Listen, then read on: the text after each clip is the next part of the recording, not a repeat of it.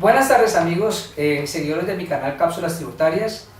Continuaremos con la segunda parte del video tratado en la sección pasada sobre depreciaciones. Un video bastante extenso, hay muchos temas importantes para toda la comunidad contable y tributaria.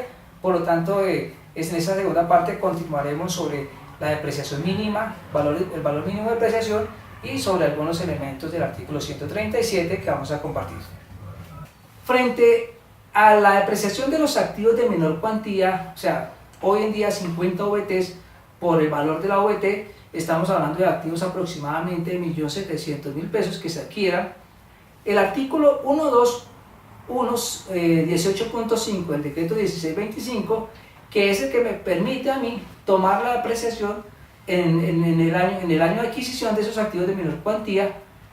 Había una polémica si efectivamente ese artículo había perdido vigencia, o sea, había tenido decaimiento a la entrada de regulación de la modificación del artículo 137, y en junio había salido un concepto, el 017.548, donde decía que había perdido, o sea, tenía decaimiento ese artículo del DUR, y por lo tanto yo ya podía apreciar activos independientemente de la cuantía. Eso era una visión que tenía algunos tipos de empresas. Posteriormente sale el oficio 1416 en diciembre 15 del 2017, donde hace todo un análisis jurídico para saber si efectivamente había decaimiento de ese artículo, y la conclusión que llega al final del día es que el artículo 1.18.5 no había sufrido decaimiento porque las modificaciones que se hacen pues no estaban asociadas a saber si la administración podía o no podía colocar ese límite. Y entonces, palabras más, palabras menos, lo que dice el artículo es que está vigente, el concepto es que está vigente el artículo 18.5, y por lo tanto es susceptible de tomarse la depreciación, o sea, tomarse el gasto por depreciación en ese año. Pero un tema bien importante que trae ese concepto, ese oficio, es que hace un análisis del concepto de materialidad que trae la norma contable. ¿Y por qué lo traemos a relevancia? Porque puede ser que desde el punto de vista contable, dependiendo del tamaño de la empresa, ciertos activos yo los pueda, o sea, tome como política contable depreciar activos de menor cuantía que superen por creces los 50 VTs. Una empresa, por ejemplo, como Ecopetrol, una empresa como ISA, una empresa como compañías muy grandes, donde dirán: yo no voy a controlar activos que me valgan más de 100 VTs, 150 o 200 VTs, o sea, activos superiores a 10 millones de pesos solamente son los que voy a activar, y de eso lo llevaré al gasto automáticamente, y entonces pues va a haber una diferencia entre lo contable y lo fiscal. Lo que dice la norma, o sea, lo que trae a colación en el concepto que les menciono, es que si bien es cierto en materia contable se puede aplicar el concepto de materialidad, pues el parágrafo segundo del artículo 137 sí hace una salvedad, es que el activo sigue siendo propiedad, planta y equipo, o sea, sigue siendo un activo y no es un consumible. Por lo tanto, al ser un activo, a estar configurado como propiedad, planta y equipo, lo que dice el concepto es se tendrá que mantener y respetar las reglas de depreciación, así se tome como política contable de depreciarlo en el mismo año en que se adquiera, porque tomaron como decisión activar solamente los activos que superaran un tope superior, supongamos, a 200 VTs. Es importante que ustedes revisen el concepto. En la diapositiva que ustedes a bien tienen observar, pues ahí lo tienen y podrán analizarlo y hacer sus propias conclusiones. Bien, llegando al artículo 137, vamos a observar que el artículo 137 pues hay unas reglas bien importantes. Primero es la limitación a la alícuota de depreciación. Ese artículo 137 lo que establece es que las empresas que tienen que hacer calcularán la alícuota de depreciación contable y la compararán con la alícuota de depreciación fiscal, y tomarán la menor de las dos para efecto de determinar cuál es el valor de la depreciación anual que se irían a llevar. Eso es lo que establece el artículo 137 en uno de sus primeros incisos. Por lo tanto, lo que dice la norma es: si la alícuota de depreciación contable es mayor a la alícuota de depreciación fiscal que se establezca en el parágrafo segundo, o sea, que sea objeto de reglamentación, solo se tendrán que llevar la menor. Y si son iguales, pues no hay problema. Pero si la alícuota de depreciación contable es menor a la alícuota de depreciación fiscal, se llevarán vía depreciación la alícuota de depreciación contable. En el parágrafo primero de ese artículo 137, lo que hace el gobierno nacional es decir, mire, para efectos, mientras que se reglamenta ese artículo, cuando sea susceptible de reglamentación, vamos a colocar como los límites, o sea, las alícuotas de depreciación o tasas de depreciación fiscal, y hace un listado de los diferentes activos. Entonces ahí van a encontrar cuál es la alícuota de depreciación máximo o tasa máxima de depreciación fiscal para las construcciones y edificaciones, para las propiedades, planta y equipo, para las flotas de equipo de transporte fluvial, aéreo, terrestre, para los equipos de comunicación, para las vías de comunicación, y en fin, hace ese listado, y con base en esas ustedes tendrán que tener en cuenta cuando vayan a depreciar el activo que no van a superar esa tasa de depreciación. Ese parágrafo lo que dice es que se va a reglamentar, pero hasta que no salga una reglamentación, será esa las que tenemos que ir aplicando. ¿Eso qué significa? Que las vías útiles de depreciación que estábamos acostumbrados a utilizar anteriormente, los 5 años para vehículos, los 10 años para maquinaria y equipo, muebles y enseres, los 20 años para edificaciones, eso desapareció y tendremos que tener en cuenta lo que dice este artículo 137.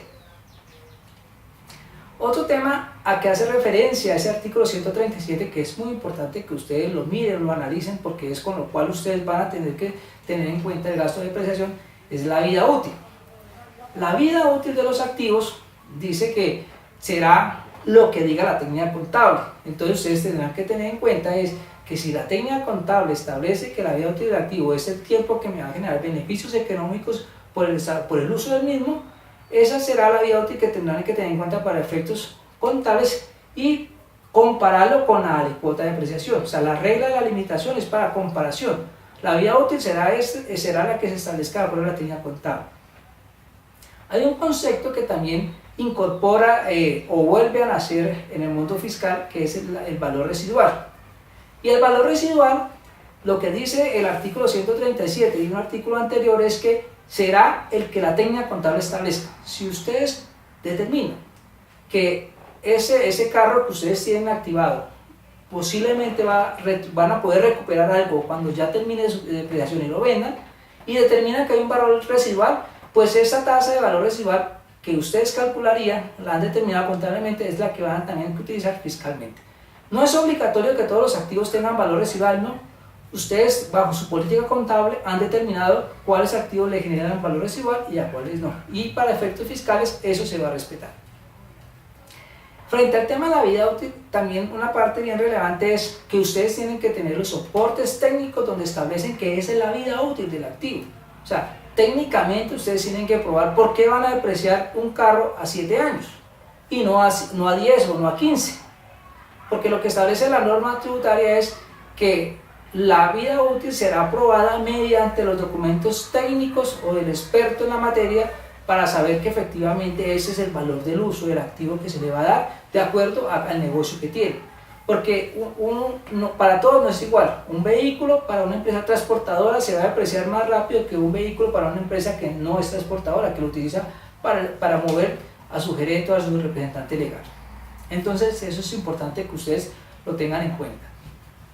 También lo establece ese artículo 137, que tiene bastante información, es que cuando la depreciación, la alícuota de depreciación contable haya diferencia con la cuota de depreciación fiscal, entonces se va a generar un exceso, digamos, de depreciación que va a tener que controlárselo vía impuesto diferido. Entonces lo que dice la norma es que cuando haya un exceso de depreciación contable frente a la fiscal, usted, cuando ya termine de depreciar el activo contablemente, usted se podrá ir reversando ese exceso de depreciación y fiscalmente usted lo va a poder ir detrayendo.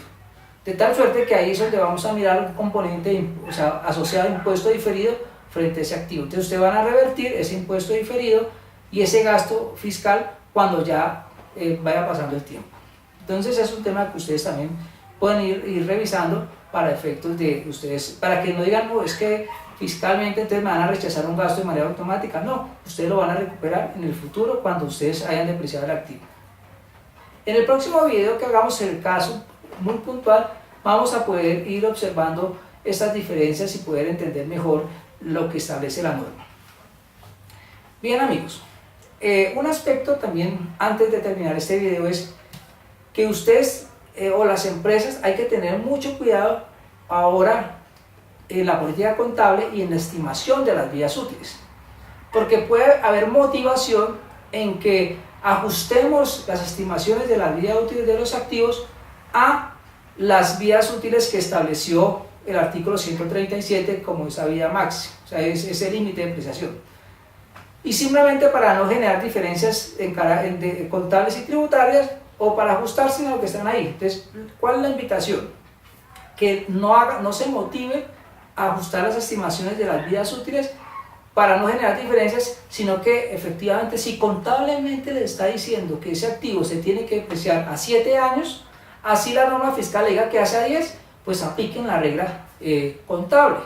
O a la inversa, si contablemente le están diciendo que el activo se tiene que depreciar a 15 años y fiscalmente hay una regla que es el límite de 10 años, pues apliquen la contable. ¿Por qué les manifiesto por qué les recomiendo esto? Porque uno de los cambios que introduce la ley 1819 es incorporar una modificación o un aspecto en las normas de control en fiscalización que le dice es que la administración tributaria en un momento dado puede revisar las políticas contables, las estimaciones contables, y si determina que esa política contable o esa estimación contable no se ajusta a la realidad de la empresa, o sea, no se ajusta a eso, puede para efectos fiscales, si ha tenido una incidencia en la determinación de los costos, gastos de activos o pasivos, hacer el ajuste, y eso no significa que le cambiaría el estado financiero.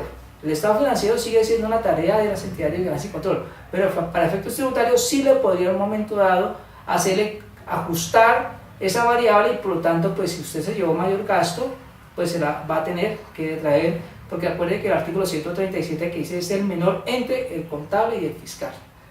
Entonces tengan en cuenta esos elementos para efectos de evitar controversias hacia el futuro.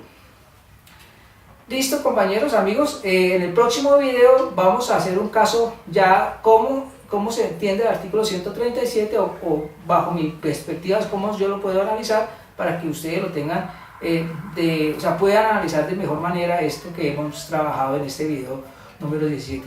Agradecer una vez más por la gran participación que han tenido en mi canal, para que vean mis videos, para que lo compartan con sus amigos, se sigan suscribiendo. Ya llegamos a 400 suscriptores, eso pues motiva muchísimo para poder hacer este gran esfuerzo con todos ustedes y compartir algunos aspectos que son de relevancia para la comunidad contable y tributaria.